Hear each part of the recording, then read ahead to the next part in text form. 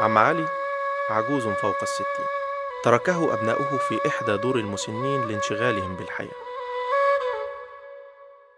انقطعت زيارة أبناؤه له، وظل بلا جليس ولا صديق إلا الكآبة والحزن، كأغلب المسنين الذين لا يزورهم أحد.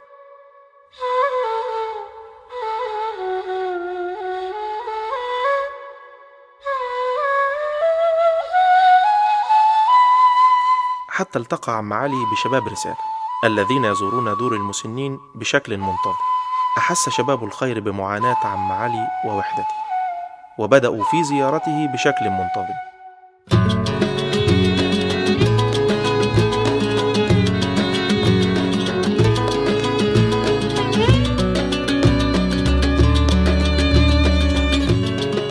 عارفين ده مين هقول انا اسمه بكلمتين، ده بابا علي واللي رايح العمرة في الحرم الأمين، في الحرم الأمين.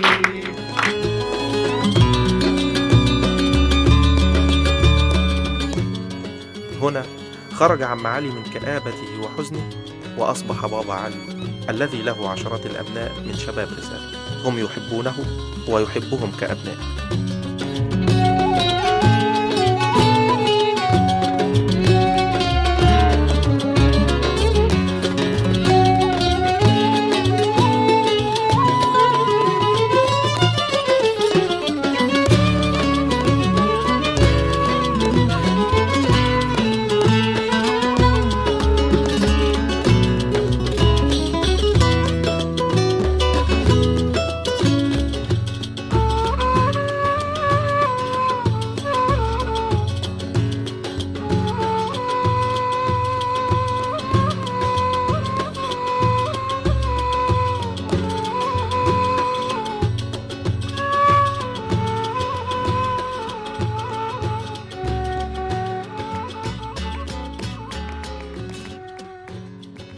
ورفعنا لك ذكرك فإن مع العسر يسرا، إن مع العسر يسرا، فإذا فرغت فانصب وإلى ربك فارغب.